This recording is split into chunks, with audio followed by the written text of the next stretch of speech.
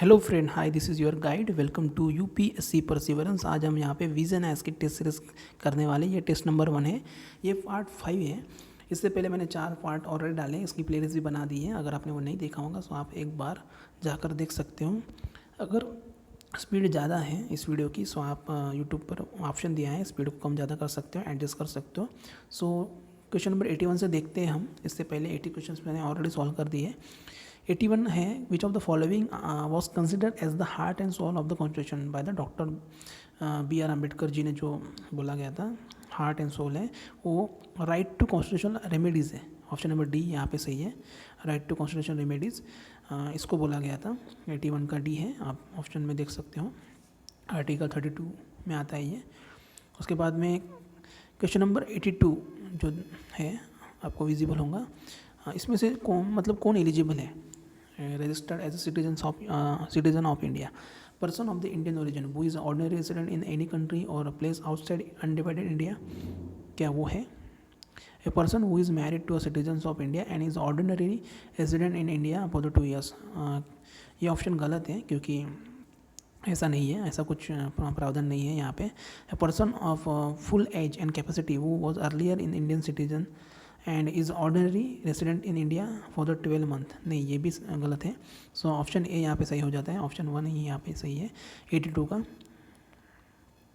यहाँ पे दिया है, 82 का सी, यस, सॉरी फॉर द मतलब रॉन्ग, करेक्ट कर देना। यहाँ पे 1 and 3 सही है, यहाँ पे 3rd भी यहाँ पे सही है, जो मतलब उसका फुल एज है एंड कैपेसिटी वो वॉज अर्लियर मतलब इंडियन सिटीजन था and is ordinary resident in India for the 12 month.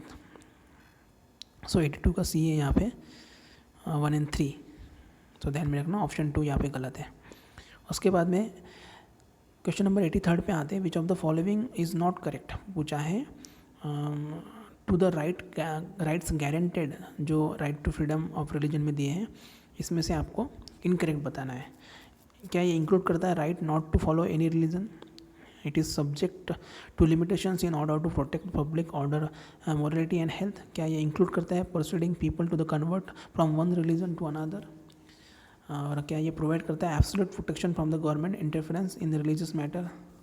सो इसमें से डी यहाँ पे गलत है, ये नहीं करता है, मतलब एब्सोल्यूट प्रोटेक्शन नहीं करता है गवर्नमेंट और इंटरफेरेंस नहीं करता है इन रिलीजियस मैटर्स के लिए। सो ये नहीं आता है right to freedom of religion में। 83 का डी है, ठीक है। उसके बाद में जवाहरलाल नेहरू ने यहाँ पे चेयरमैन थे, इनमें से ये जो ऑप्शन दिए यहाँ पे 4 फॉलोइंग कमेटी है कॉन्स्टिट्यूएंट असेंबली के, इसमें से जवाहरलाल नेहरू किससे चेयरमैन थे? सो यूनियन पावर कमेटी के थे, स्टेट कमेटी के थे, यूनियन कॉन्स्टिट्यूट कमेटी के थे, लेकिन रूल्स ऑफ प्रोसीजर कमेटी के नहीं थे। सो ये पॉलिटी में दिया है लक्ष्मीकांत में, आप एक बार जाकर पढ़ सकते हो यहाँ पे। So rules of procedure committee के डॉक्टर राजेंद्र प्रसाद थे।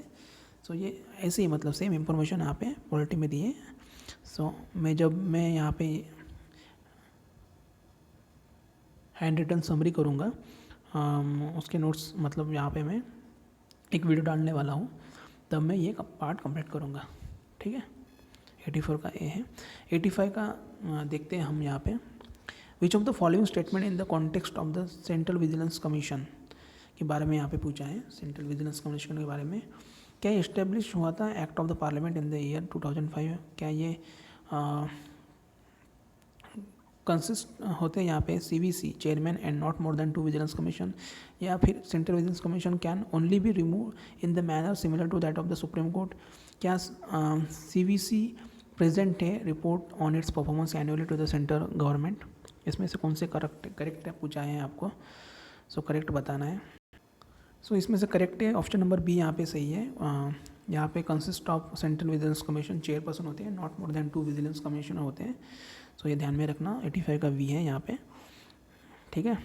86 पे आते हैं, with the reference to the International Monetary and Finance Committee consider the following statement. क्या ये मिनिस्टर लेवल कमेटी है ऑफ द IMF की?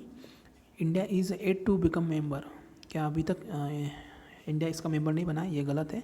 ऑप्शन नंबर 1 यहाँ पे सही है, हाँ ये एक मिनिस्ट्रियल लेवल कमेटी है IMF की।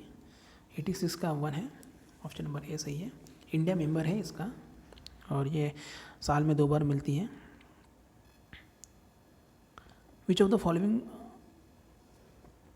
Fundamental rights under the part 3 of the Indian constitution are available only to the Indian citizenship. मतलब कौन से, मतलब इंडियन सिटीजन्स के लिए ही मतलब है। Right to elementary education, right to freedom of speech and expression, right against discrimination on the grounds of the religion, race, caste, sex और place of birth. Right to elementary education ये only Indian citizens के लिए नहीं, ये aliens के लिए भी होती है, जो मतलब बाहर के जो लोग आते हैं। सो 2 and 3 यहाँ पे सही है। 87 का 2 and 3, सो 87 का सी यहाँ पे सही है, 2 and 3। फॉरेनर के लिए भी अवेलेबल है राइट टू एलिमेंट्री एजुकेशन। उसके बाद में 88 पे आते हैं, direct to principle of state policy provide करता है, goal and objective that society should adopt. क्या DPSP ये में ऐसा प्रोवाइड करता है? The rights that individuals should enjoy apart from the fundamental right, the policy that the government should adopt. हाँ, ये तीनों ही सही है। 88 का डी है यहाँ पे, 1, 2 and 3। उसके बाद में हम आते हैं यहाँ पे 89 पर, members of the first cabinet. मतलब कौन से मेंबर्स थे, उनका पोर्टफोलियो क्या था? जवाहर नेहरू साइंटिफिक रिसर्च, मौलाना अब्दुल कलाम आज़ाद एजुकेशन, वल्लभ भाई पटेल इंफॉर्मेशन एंड ब्रॉडकास्टिंग। हाँ, ये तीनों ही मतलब सही है, 1, 2 and 3। 89 का 1, 2 and 3। सो ये भी मतलब दिया है, सो आपको पता रहनी चाहिए मतलब कौन सा पोर्टफोलियो था जो फर्स्ट कैबिनेट थी फ्री इंडिया की 1947 में।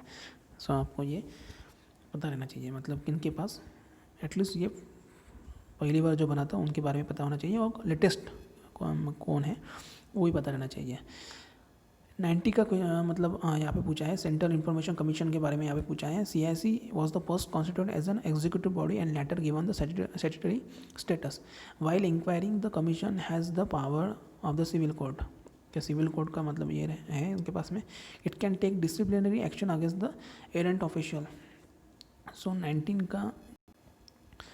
90 का यहाँ पे ऑप्शन 2 सही है। इंक्वायर करता है कमीशन, उसके पास मतलब पावर होता है ऑफ द सिविल कोड का।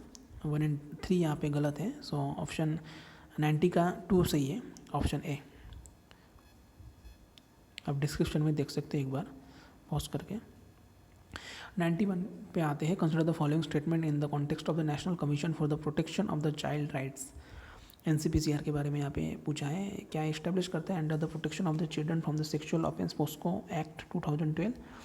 क्या एक मल्टी मेंबर बॉडी है with the least 2 women in the commission? हाँ, ये सही है, 2 सही है, बट 1 यहाँ पे गलत है। 91 का B यहाँ पे है, क्योंकि ये 2005 का एक्ट था, commission for the protection of the child rights, CPCR, और एक स्टैट्यूटरी बॉडी है NCPCR, और चेयरमैन होते हैं 6 मेंबर होते हैं, out of which 2 should be women.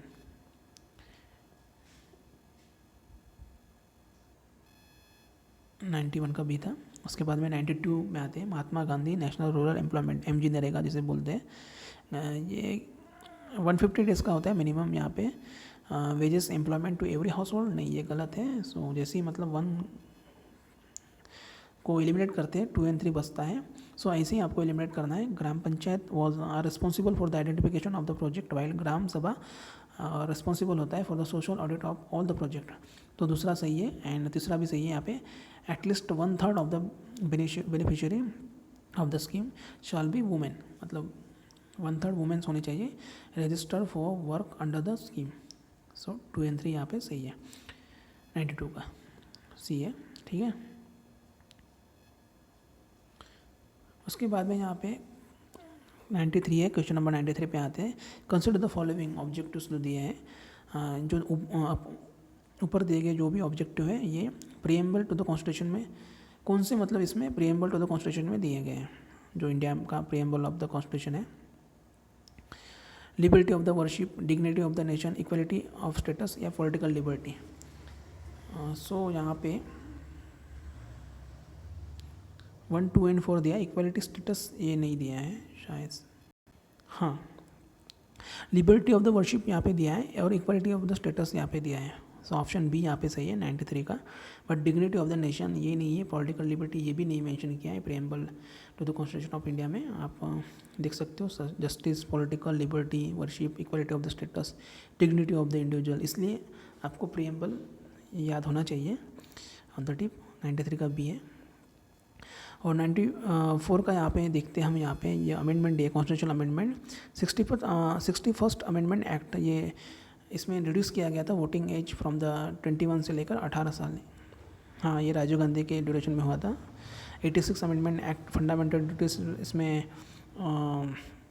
Of parent for the educating the child, ये एक्ट मतलब अमेंडमेंट आया था। और 52nd अमेंडमेंट एक्ट, इसमें disqualification on the ground of the defecation. हाँ, ये तीनों ही मतलब यहाँ पे सही है। ये अमेंडमेंट आप ध्यान में रखना, बहुत इंपॉर्टेंट है। 94 का डी है 1, 2 एंड 3। क्वेश्चन नंबर 95 में आते हैं, fundamental rights can be amendment by the parliament only through the constitutional amendment act. And उसके बाद में यहाँ पे ऑप्शन नंबर 2 है, any amendment to the fundamental rights requires special majority of the parliament along with the consent of half of the state legislature. So यहाँ पे special majority की ज़रूरत नहीं होती है। सो ऑप्शन 2 यहाँ पे गलत दिया है।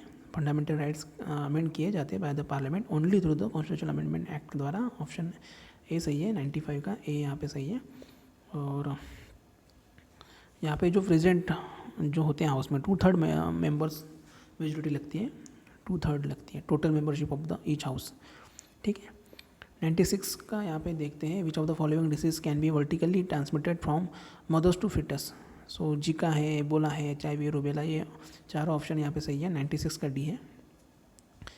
आप देख सकते हो मतलब vertical transmission from mothers to fetus, मतलब मदर्स से जो होते हैं बच्चों को, उसमें Zika, Ebola, Marburg, HIV, rubella, herpes, chicken pox, varicella zoster virus जिसे बोलते हैं, सिपिलिस, चैलमिडिया, टॉक्सोप्लाज्मोसिस।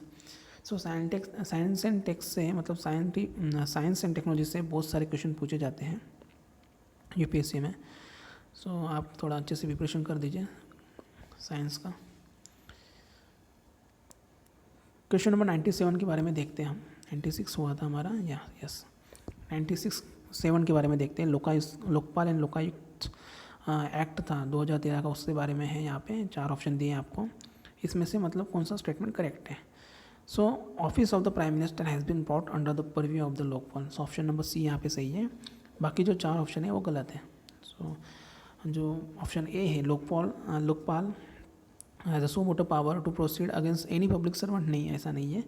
यहाँ पे कोई भी प्रोविज़न नहीं है for the attachment and confiscation of the property of the public servant which were acquired by the corrupt means, ये भी गलत है।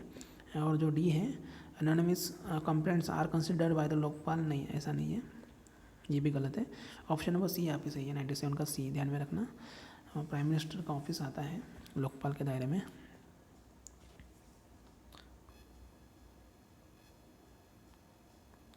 नाइन्टी एट के बारे में देखते हैं। इन the context of constitution of India the objective of the justice social, economic and political is explicitly mention in the, ये किसमें मेंशन किया गया है, ये प्रीएम्बल में किया गया है, justice social, economic and political. So 98 का ए सही है।